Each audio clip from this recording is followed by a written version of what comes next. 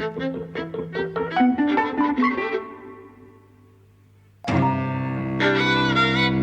everybody. Welcome to Eavesdropping at the Movies. I'm Jose. I'm Mike. What did you think of Justice League? I had a terrible time. I saw. A horrible time. It was actually so aggressively stupid and boring. At times I was looking at you just because I wanted to know that someone else was seeing this shit. You know? And you weren't getting that from me. Well, I mean, you were more attentive. You were less. I was distracted by how stupid it was at points, and to the point where I just had to, like I say, just know that someone else was agreeing with how stupid this was. But you were paying so much attention, I thought you hadn't realised that it was really as stupid as it was. It kept your attention much more than mine. Well, I think, because for me, these movies really are like a teen dream come true. I mean, I grew up with these comic books, and I love the comic books and so on. And so, I want to see what Aquaman is like, and I'm interested in, who's playing the Flash now and what kind of Flash it is and things like that. So, I think you're right. Is it not a teen dream gone wrong, though? All teen dreams go wrong. Because I do hear people talk about, when you were growing up in the 70s and 80s and you were reading comics, if you were told that one day you would have these holistic universes of integrated film and TV and games and comics and all the rest of it, all with your characters all together all the time in these brilliantly produced things, you would have believed it and you'd have been so ecstatic. And so that it's happened and the film is disappointing. It is very disappointing. I mean, it's really corny and it's really dumb, and some of the things are really leaden, and some of the things that are meant to be funny are not really funny at all. Like, no, it makes a few jokes. It got a few mild laughs, even out of me. Yeah, it got a few mild laughs, but it also misses just as much as it hits in the laughter department. Yeah, the only one who who to me was interesting was Ezra Miller. Ezra Miller as Barry Allen. Yeah, I mean, he did the best. Watching Ben Affleck was a painful experience. He's just so wooden and leaden, and I thought he'd gotten better. Because I very much liked him in Gone Girl. Yeah. He's a decent actor when he's got good material. I think. I don't think there's a lot of material in this. Well, a better actor would have done more with this. Possibly. I mean, he's just like completely wooden, really inexpressive. I mean, it's like he's doing his whole performance with the level of grunting that he does, right? He has quite a deep, gravelly voice in this, and it just feels like, he's expressing, anger, disappointment, or whatever, and it's just like levels of grunting, decibels of grunting. How deep does his voice go? It's just kind of a blank, really. Yeah. So that was terrible. Amy Adams, Lois Lane, grated on my nerves like anything. I really loved Margot Kidder in the original films, and I just thought this was awful. And a lot of it is really what she's given to do. I think that's the problem with most of them. I think that is, like I say, also the problem with Affleck. Yeah. For the most part, but she's clearly a better actor than Ben Affleck. I mean, I think she does give a better performance than Ben Affleck, but yes, she has nothing to do, and she's only got about 4 lines anyway. I know, and the dialogue that she's given, a new hope, and when the people blah blah blah. It was so painful. She spends most of the film just pining for Superman. Superman died at the end of the previous one, and so is he coming back? And I miss him, and ugh. I know, it was terrible. And then, spoiler alert, he comes back. And a fucking scene in a cornfield where she has his hands on his chest, and isn't it nice? And I have stuff to do, and I miss you, and I like being alive. That was also embarrassing as well, So Superman comes back from the dead, and really, that's mainly an excuse to have him with his shirt off for 20 minutes, right? And well, it is a Zack Snyder film. Sorry? It is a Zack Snyder film. I mean, 300 was an excuse to have lots of men with their shirts off for an hour and a half. I know, and I like looking at Henry Cavill. And it's a pleasure. Well, It normally is a pleasure for me, as you know, but I found this embarrassing, really, because it was just like kind of so obvious. There's nothing else going on in the film, so let's get him to take his clothes off, really. I found this embarrassing. And actually, particularly since the only one who doesn't really is Ben Affleck. Obviously, he's too big a star to bother to get in shape. I think it's not too big a chest. I think if he took his top off, he'd be sexier than Superman, and that can't happen. Well, no, I don't know. I don't agree with that. Anyway, it was terrible. What did you think of the special effects? I mean, there are some nice. The Flash running around with the lightning stuff is kind of nice. There was some fun.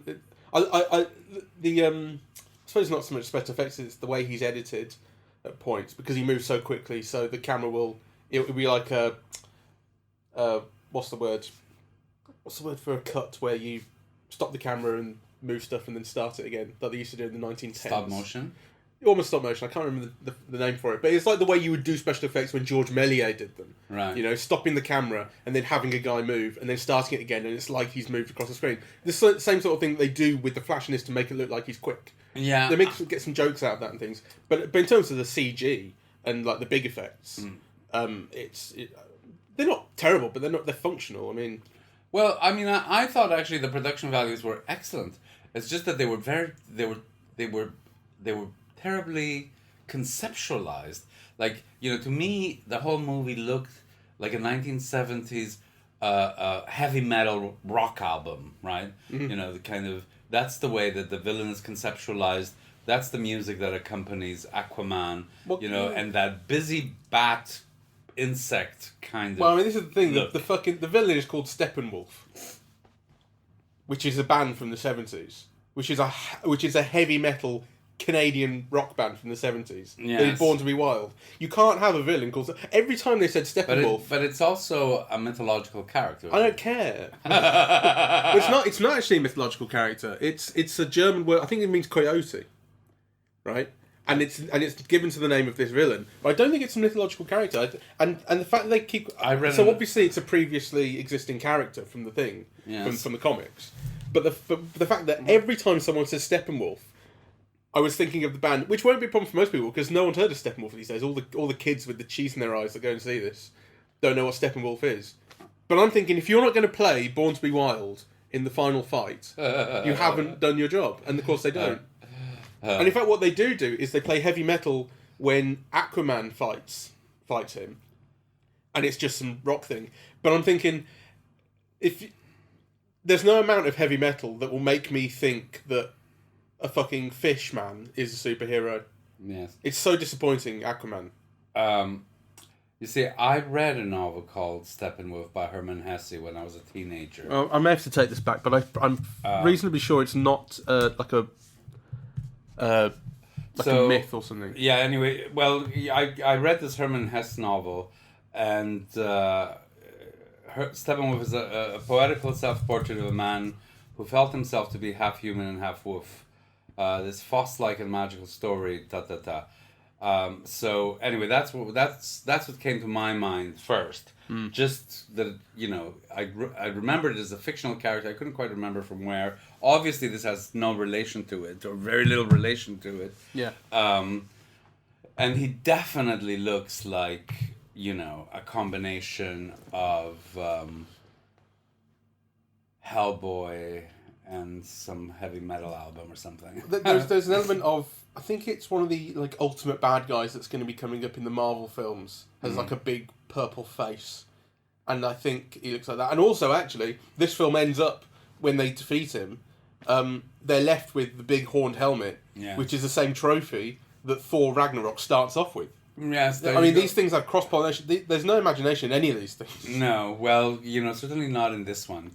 I mean... I hated almost everything about it. You know, I told you in the cinema how awful I thought Batman's costume is, and you said, "Well, that's what you're worried about." You know, of all the things that are wrong with this the film's biggest problem. I think it's an important thing. I kind of liked it, to be honest. I thought he looked like a big rock man. He looks like a tank, you know, and I just thought it was like a stupid way of dressing Batman. How would you have dressed him? I would have dressed him in a slinky, skin tight uniform. You know, that's kind of part of the pleasure of these things. Affleck. You know, why don't you put Wonder Woman in a tank? You know, Because what? The fish should be in a tank. no. Well, Wonder Woman's had all these different costumes. You could have, you know, she had at one point she had a skirt that went below the knee. No, I mean that's just a fish tank joke. Ugh. No, I mean I think if any of the superheroes is going to convey sort of raw, beastly power, might as well be Batman. He's the one. He looked like a robot. That was a really thick, Oh, I don't know about clunky costume. You know, he looked like he was wearing metal. It was very ugly. It didn't permit the actor to convey anything through movement or motion, which, you know, is part of the pleasure of watching these films. It's just a stupid design and very characteristic of the film as a whole. Well, that's certainly true. I mean, the film has got. Well, it's something I was thinking about actually. The idea that these films are all Zack Snyder films, right? This one Zack Snyder directed as well. Yes, he did. It is. So he directed this one. He directed Batman vs Superman, Which was also not. and he directed Man of Steel.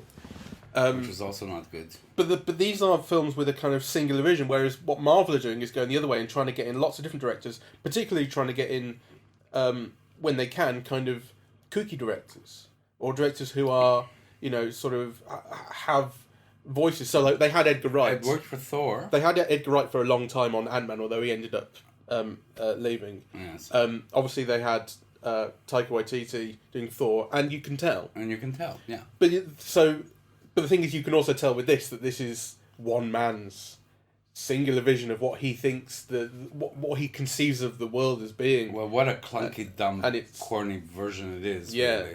I think the film is portentous. You know, part of what was lovely about all the original Superman films is that they were just so witty and smart and, you know, and playful, right? And so there was all the other stuff going on, but, you know, kind of, they were witty, they were funny, and the romance was believable, right? This is all meant to be taking place on a higher metaphoric, iconic level. You know, everything is like so serious. And it's clunky with it, and the vision of the world is really like a dumb one. But I do think that's if it was successful, I think it's not a bad thing to reach for the idea that this could actually really mean something, which I think is really what he's trying to do. But it is, as you say, so clunky and heavy-handed. For films to mean something is obviously, you know, or it should be everybody's goal. Yeah. You know, But especially so I don't compared want to praise them for just having the same goal as everybody else. The fact No, that, but what I mean is, especially compared to something like Marvel, where the idea is to just essentially be light and not really weigh upon you, and just kind of keep you going. The idea that actually your film, you're meant to be. He wants to do like a Christopher Nolan version. He wants to do like a multi-million-dollar blockbuster art movie. That's what he's trying to do. well, That's what he achieved with Watchmen. yes, okay. Well, he's far from that goal. Yeah. Yeah, this time around, right? Yeah, I absolutely. mean, you know, I went in as a fan, and I do think I got a lot more pleasure from you. I actually liked Jason Momoa, which I thought I couldn't believe they'd cast Jason Momoa as Aquaman because Who is Jason Momoa? I mean, I know he's Aquaman, but who is he? Well, all I know him from is Game of Thrones. Oh, okay. Where you know, he was, I forget what the tribe is Ronan called. Dex. Oh no, that's Stargate Atlantis. Khal Drogo. Yeah. Yeah. See, he looked to me like one of those guys who's a wrestler who's He become was an a actor. Dothraki. Was it a Dothraki? Anyway, he was in Game of Thrones, and he was the lover of the Dragon Queen. Yeah, he's a powerful warlord of the Dothraki people. There which you is go, just right? he's a thringy thing in the Blungy land. It's good. He's good in that, actually, and I like that. And he was good in this, and I didn't expect him to be because... Well, I mean, if you're going to play a fishman with any sense of seriousness, you've really lost it, and he does it with a sense of humour. Yeah. So I thought him and Ezra are the ones that came off best. Yes. Gal Gadot as Wonder Woman. Gal Gadot. She's wonderful to look at. But actually, she's given so many stupid lines. Dabbing with fake praise. It sounded like you were going to... She's wonderful to look at. Oh, well, I didn't mean it that way. You know, but I mean, what she's made to do, her backstory is stupid. You know, the spining away for Stephen. And then actually what I didn't like, that was not the case with the Wonder Woman movie, is that they make a mother of her, right? She's always the one who's concerned for the others and who's understanding, and it's such a cliched, stereotypical woman role that actually I think it undermines what the Wonder Woman film achieved. I think the problem with the Wonder Woman film, it got lots and lots of praise, and I liked it as well. But I had a problem with it, which was what's the villain? The villain is David Thewlis, and he is kind of personified evil, ultimately, and it comes up with this interesting idea of how do you fight evil? How do you genuinely fight something that powerful and that kind of all encompassing? And actually, what the film says is you punch it. That's what Wonder Woman says in the end. Punch evil and it will go away. Yeah. Well, wasn't into that. I mean, I think that's also the problem with like the whole Superman thing here, actually, because it's almost as soon as they resuscitate him and he comes back, then you just know like the game is won, really. But I also don't like the way that all of these things are filmed. I didn't like the busyness of everything, the busyness of the image all the time, you know, and you felt that that nobody was actually going to get hurt. Nobody that you had any stake in the film was ever really going to get hurt, you know, which makes the whole exercise to me also pointless. That wasn't quite what I felt. I have felt like that in films before, and I know what you mean, but I think in this film, it wasn't the case that I didn't... I think normally when you feel like no one's going to get hurt, it's because you don't feel the reality of the situation. You don't feel that the punches are really happening. You don't, you see it as fake. Whereas in this film, most of that I thought was reasonably convincing. It was just I didn't have any stake in the people. I didn't care about the characters. You know, I think we're saying the same thing, really, in different ways. But I didn't care if they got hurt, rather than well, I didn't care if they got hurt, but also, you know, kind of the geography of the action, kind of where things are going and how they're landing and what the effect of landing is going to be on someone, you know, it just wasn't clear. It is muddled. And the action scenes don't have kind of compelling storylines to them, which action has to, right? Yeah. You have to say that actually action scenes evolve, you know? And it's not just a case of punching and then it stops.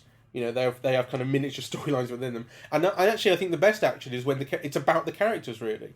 And each of these characters... So there's something about the parents, right? Which I think the film is aware of, but doesn't actually do anything with, which could be a theme. Everyone has some sort of parental issue. Yeah. Obviously, Superman's had historically his parents, his step-parents, looking after him. There was all the stuff with his dad in the previous film. Yes. And his dad shows up in a photo in this one, so it's not like the film doesn't, is ignoring that. Obviously, Batman, the whole reason that he's Batman is because his parents were killed in front of him. Gal Gadot, Diana Prince... And her mother. I can't remember exactly what goes on with them, but there's some relationship with them, and she ends up... I can't remember, to be honest, from Wonder Woman. But that was from Wonder Woman, and it does show up here a little bit. The Flash, his dad's in prison. Yes. For a crime that maybe he didn't do, but anyway, you get a couple of scenes with his dad saying, "You've got to stop coming here. You're holding back your own life." And he says, "Never say that to me again. I love you, Dad." Oh. Aquaman, there's one line about him not knowing his mum. Yes. And he's obviously kind of bitter about that, but that's a single line. And Cyborg, the Victor Stone guy, he's kept alive, essentially against his wishes, from an accident that he would have died in, by his dad, who's turned him into this thing, and he hates his life and he wants to die. So everyone has something about their parents. Yes. You'd think that like these kind of parental relationships would connect over them, or they would kind of make it into the action sequences in a way that's like they're fighting for something they realise. So, for instance, the Cyborg character, he realises at the end of the film, I want to live. I don't want to die. Yeah. That's the one real kind of character progression that actually matters in the whole film. Well, actually, I think that, to be fair, I think that each character is given something. So, the Flash... the Flash has to learn to get involved in the fight. People, learn how to fight, get a job, right? Mature in that way. Yeah. Aquaman, has to learn to take responsibility for his realm, which he's been avoiding doing. Wonder Woman has to get over the death of the man she loved and kind of make a contribution to the world. Blah blah. But it's so banal. But that's why I say the only one that mattered was Cyborg, because they do sort of have them, but it's the only one that I felt when he says, "I want to live." Superman says, "I like living," and he says, "So do I." It's when they're about to do the thing that could kill them. Yes. And break these boxes apart. That's the one where I felt, oh man, I felt that. To me, the only people who seemed remotely real and empathetic and people that you wanted to see more of because they brought another dimension to the film was Diane Lane, right? I just love watching her. Superhero's mum. Superman's mom. Yeah, she's just wonderful to look at, and she's always conveying feeling in a way that's very transparent. I think she's a great actress. And the other person who I liked watching very much was actually the Flash's dad, whom I can't find. Billy Crudup. That was Billy. I thought it was Billy Crudup. I can watch Billy Crudup do anything. He's fantastic. Yeah, and he only got like a few minutes, but he was wonderful. Yeah, well, if that, like a minute and a half. He's in 2 scenes. Yeah. So, anyway, a very poor show. A great disappointment. Too many stupid lines. Like there was a point right at the start. Diana Prince, Wonder Woman, is foiling this bomb in a bank.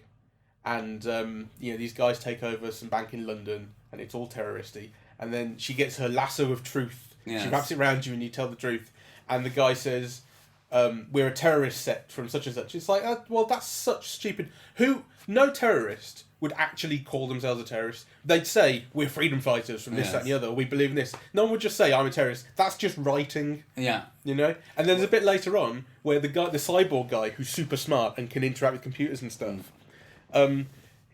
He says they're talking about whether this kind of magic box can bring Superman back to life, and he says, "I've run the numbers, and there's a high probability we can bring it back." It's like, what numbers? Yes. Show me the maths. Show me the things you plugged in. I've run some numbers. Fucking stupid. And there's quite a lot of that in this. And there's all this hacking stuff. I'm just sitting down and hacking. The computer's going haywire. There's a lot of that. Really stupid movie stuff. You were so annoyed throughout the whole film. I got really annoyed by that because it's aggressively stupid. It's not even playing.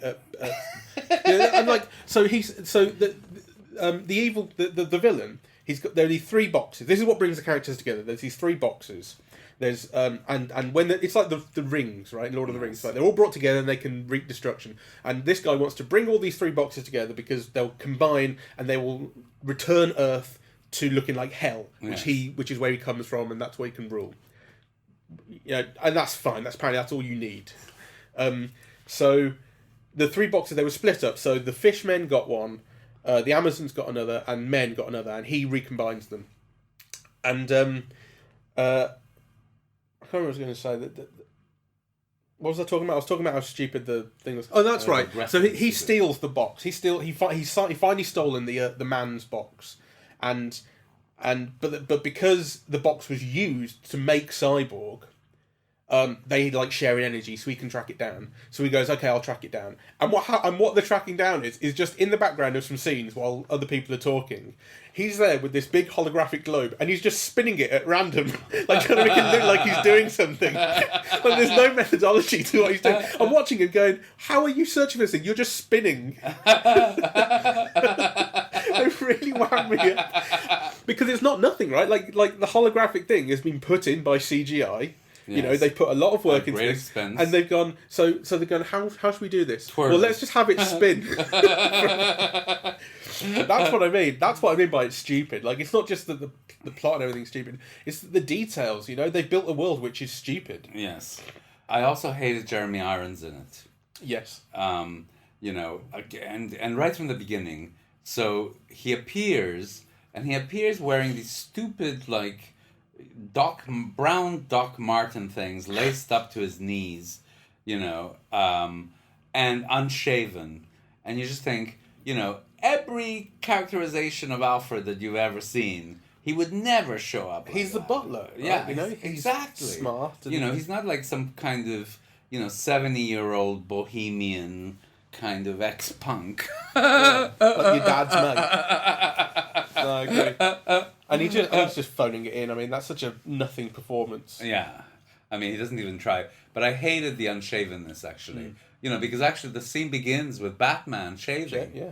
You know, so, you know, it should be the other way around. It needs to be John Gielgud from Arthur. He would have been perfect. What I do... If he wasn't dead. Yeah. What I do like about this, and it goes along with the Marvel films as well, is I like the way that people talk about heroes and villains in casual conversation. Civilians do as well. They talk about, you know, the big green guy in, you know, in the Marvel movies, or they talk about another alien invasion coming in this one. And because I think people talk about these films as reflecting basically a post 9/11 world. And in the post 9/11 world, the real world, terrorism has become an everyday thing. Like the latest terrorist attack. Oh, there's another one in Manchester. There's one in London. There's one in wherever it is. And the way that people talk about the villains and heroes in this, I think reflects that in a way that actually I quite like. It's you know, the idea of people talk about the new normal. Yes. Right? What's become the new normal? Well, the new normal in superhero movies is that superheroes aren't weird anymore. Yes. You know, they just exist and they happen, and it's the same thing in real life. That the new normal is evil Disaster. acts all the time. Yeah, but we become kind of desensitized to it. Yes, I kind of actually I thought the film was interesting in terms of how it started, you know, because it does show like, you know, a certain kind of chaos, right? So bank foreclosures and you know, so it does kind of present a world in which kind of injustice rules. I thought that was interesting. Though of course, you know, kind of by the end of the film, it kind of it reorders everything. Order is brought to bear on everything again, and who does it? Like, you know, the multi-billionaire. Yeah. So Bought a bank. Literally, I bought a bank. bank. Exactly. I bought a bank. It's a reflex for me. He says. I really enjoyed Superman returning to life. So they bring him back to life, and he doesn't remember anything. He doesn't really remember where he is. So he just kind of becomes this kind of almost like evil robot Superman, which is just defending itself. And so there's the Flash, there's Cyborg, there's Wonder Woman, and there's Batman. No, Aquaman. Yeah. Batman shows up later because he's slow, because he only has a rope to get around. Yes. The other ones are fucking flying and running at the speed of light. And so he kind of starts to attack them, and the film makes an incredibly compelling case for how amazing Superman is and how terrible and useless all the other superheroes are, that you don't even need them. Like, they're only there to bring him back to life, and then once he's back, it's like, well, why are you even here? Because they all Aquaman and Wonder Woman and Cyborg kind of grapple with him, and he's just like holding them off really easily. And then it goes into super slow-mo mode, where because the way that films do the Flash and people like, is it Quicksilver in X-Men as well, they slow everything down and just show this one character moving really quickly, which is always really fun to watch. So that's how they do it in this, because this is the Flash's main skill, is he can run super fast. But what you forget about Superman is he's faster than a speeding bullet. It's just that no one ever shows Superman in that slow-mo way. Yes. They just show speedy stuff, but they they don't show actually from his perspective. So when they slow it all down, and you have the Flash running up to him, that was a good moment. Superman turns his head in slow motion to look at him, and you go, "It's like, did you ever see Sinister?" No. It's this film, this horror film, where this guy's like analyzing frames of film, right? And there's one point where there's a frame of film in like a still on a computer screen, and as he looks away from the screen, like this guy in the frame of film turns his head, and you, the audience, you go, "Fucking hell, holy shit!" The thing just moved, and it's like that. It's like, oh my god, Superman moved in freeze frame. He's that much better than everybody else. There's no reason for these other heroes at all. Superman is just so much better.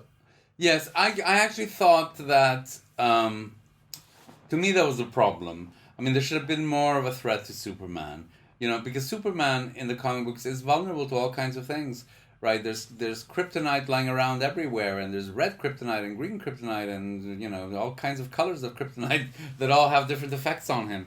I think it would have been good, you know, to make him more vulnerable so that the team aspect of the Justice League is brought forward more, because, like you say, as soon as Superman appears, like, the others might as well not be there. Really, Yeah, you know, absolutely.